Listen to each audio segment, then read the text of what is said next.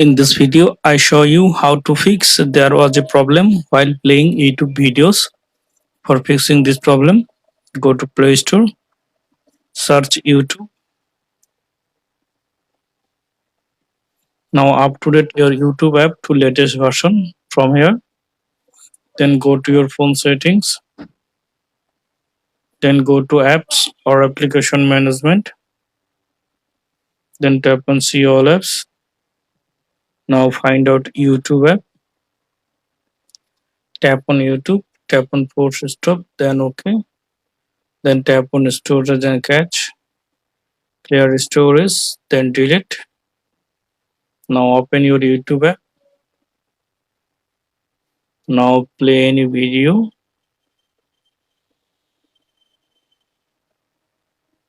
Now I hope that this method fixed there was a problem while playing YouTube videos problem. Thanks for watching. Don't forget to subscribe.